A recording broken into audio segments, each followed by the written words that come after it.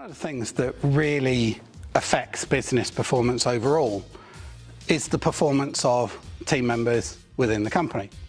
And by team members, I mean anybody that works there. It can be the manager or the owner or the leader or any of those roles with it. Anyone that works for the company has an input towards its overall outcomes needs to perform. And this very simple concept that I've created here just explains what high performers look like and what low performers look like and some of the traits of each. So when we talk about low performers, there's an acronym here of low performers like to pray. They like to pray that great results are going to come about, but they don't really want to have to put the effort in to make it happen. So what does pray actually stand for? Well, they'll point their fingers. They'll say, not my fault, I wasn't trained well enough, this happened, the client was to blame. They'll be brilliant at coming up excuses, and because we're British, we don't have excuses, we have reasons. You know, we're very good at actually making out that it's not our fault, we couldn't have had any control over it, we are a victim in the circumstance, and so on. The second part is that they reject feedback. That doesn't mean they'll say, no, I'm not going to hear it. It just means they shut off and don't take the important learning, and more importantly, they don't reflect. They don't reflect, they don't look for the opportunities to improve. What they look for is, how can I defend myself? They view it a bit like an attacking court. I'm just defensive. There's no acknowledgement of wrongdoing, no desire to improve.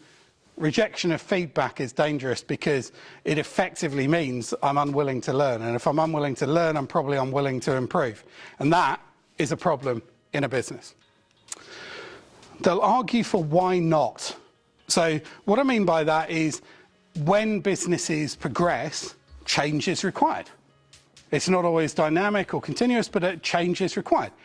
People who actually argue for, oh, we don't want to do that because, or no, we shouldn't do that because this is the way we've always done it, well, that's not necessarily a great reason for continuing to do it. I hear this actually out of interest quite often as a business coach. I'll speak with a business owner in a particular industry and they'll say, oh, that's not how our industry does it. I say, that's interesting. The whole industry does it one way and they don't do it another way. Well, perhaps there's an opportunity to stand out in the right way now, or to take advantage of that stasis situation. So here, the argument for why not improve? Why not develop? Why not move forwards? It's regressive. The final one is they yearn for mediocrity.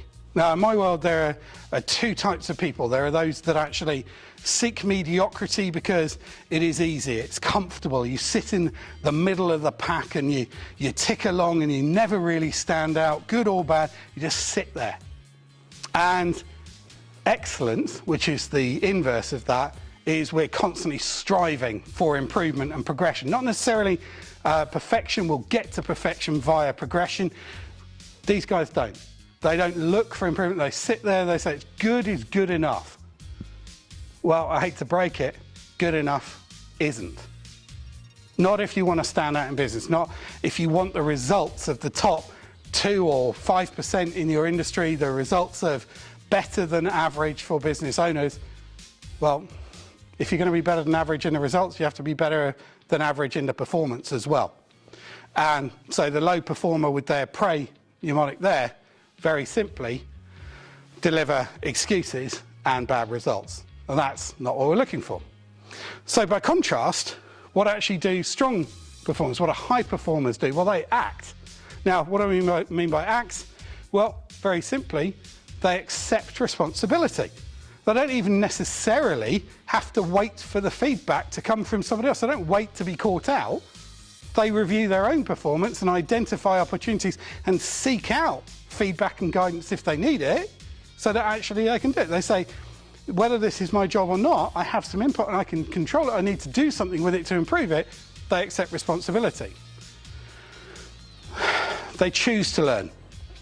High performers are constantly looking for ways to improve their knowledge. They will read, they will attend seminars, they will watch videos, they will seek advice from their peers, they will ask for opportunities to be involved in things beyond their remit to really develop and understand and improve themselves. They'll take positive action. They see an issue or see a potential for an issue. They're proactive. They try and prevent issues rather than just resolve them when they arrive. If an issue does arrive, they don't do the classic thing of, oh, there's a problem. Boss, have you seen it? There's a problem. Could you come and help? There's a problem for you to resolve, boss. As opposed to, there's a problem, I can deal with it, or at least I can contain it. I might seek advice or approval from the boss before doing anything too dramatic, but I'm actually on it. And they'll bring you solutions as a result. So they start with the solution mindset. They start every project or every activity saying, okay, what happens if this happens? How would I handle it? They are preventers, not curers.